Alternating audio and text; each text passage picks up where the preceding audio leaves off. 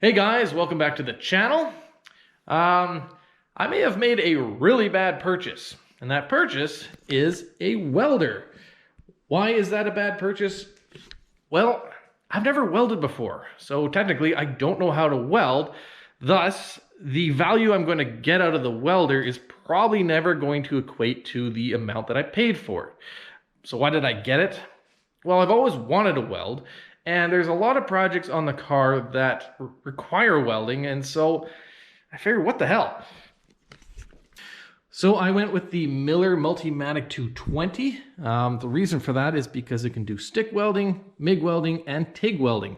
Not only can it TIG weld steel and stainless steel, but also aluminum, which is a huge factor because I want to TIG weld aluminum. I know a lot of you guys are going to say, why did I not go with the ESAB Rebel 205? I've read the reviews, and from what I can tell is one machine is not head and shoulders above the other. They're both very good, regardless of what you prefer. I think it's still a good machine either way. And really it came down to price. I got this one for over $1,000 off, and it also came with a Miller Digital Performance helmet, which unfortunately is out of stock right now, so it's on back order. But I think it was a decent value, and that's why I went with this one. So with that, let's open the box up and let's see what it looks like. And before I open it up, I did notice there is a hole in the box down here, which came from the guys, I guess, in the warehouse or whatever, but I didn't think it was a big deal until I read, "Do not drop." So I'm hoping that everything is okay. People tend to think that it should be fine because apparently there is some good packaging down there, so we will see. So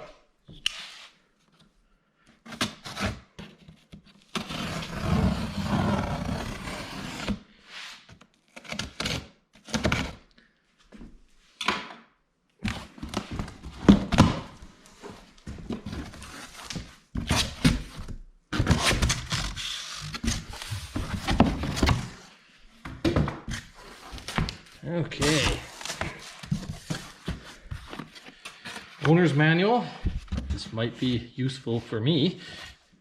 So we got some hoses, and you got some MIG wire. Apparently these come with basically everything you need to do your welding, aside from like your gas, which I have not gotten yet. We got our grounding cap. Okay.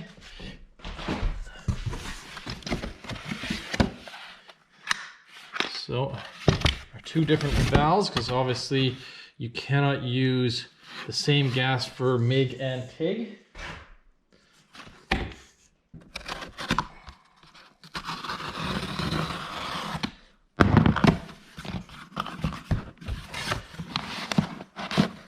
Oh, that's our foot control. I think that's going to be the hardest part to learn for me. I don't know. You welders out there, let me know what was the hardest part for you.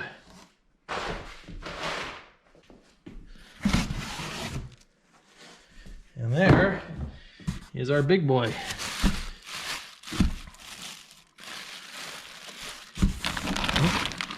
We also have, there's our MIG welder.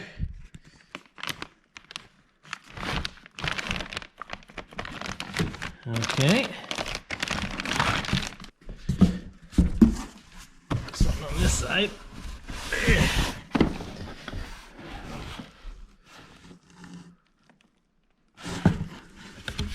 And that would be our TIG torch. Okay. I like that they keep this inside a box so that if this does get banged around, like you seem to know mine did, it should be safe. And we have different, nozzles on it. Okay.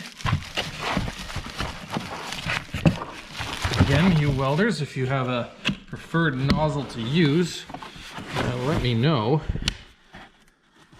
All the information you guys can provide is going to be helpful to me. Okay. Pull this sucker out.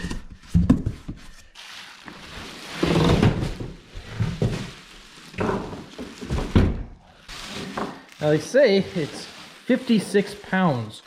I can tell you that with the box and all the accessories that come with it, it's like 93 pounds. So just be aware of that when you're moving this stuff around. So you got all other kind of different stuff, power on, off, you know, TIG and MIG. Okay, front, which, you know, I'm sure you guys have seen this stuff before. I did notice that these little knobs right here, they feel quite cheap, to be honest with you. They don't have much of a positive feel, but I'm sure it should be fine. Let me open it up.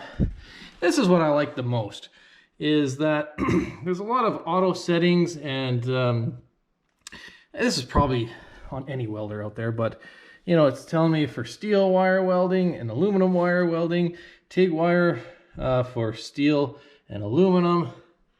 You know, it gives you all the settings that you should be putting in. Also, this can run on 110 and 220 volt power, so that is going to be nice.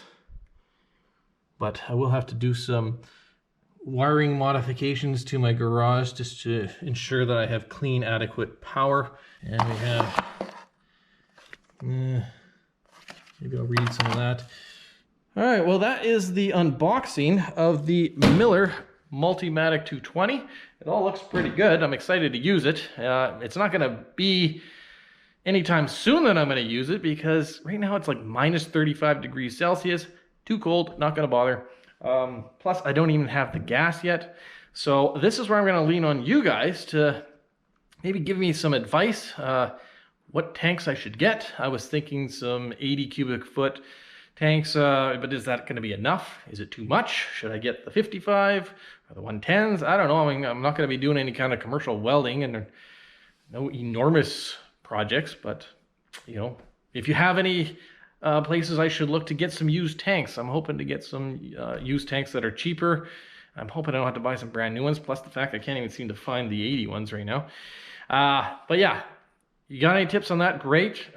What welding rod I should get? You know, I'm TIGging aluminum, and I'm going to be going usually, say, 0.60 to 1/8 of an inch thick aluminum. Do I get, you know, 1/8 wide welding rod, 3/32, smaller? I don't know. You guys tell me, because right now I have no clue.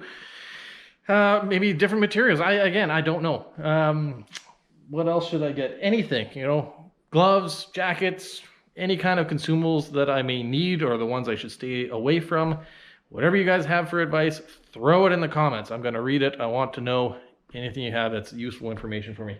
And if you guys want to see how bad of a welder I am, well, be sure to subscribe, because I will show you just how embarrassing this will be. And maybe, you know, I can show some other welding videos to show my progress from a beginner, terrible welder to a mediocre welder at best.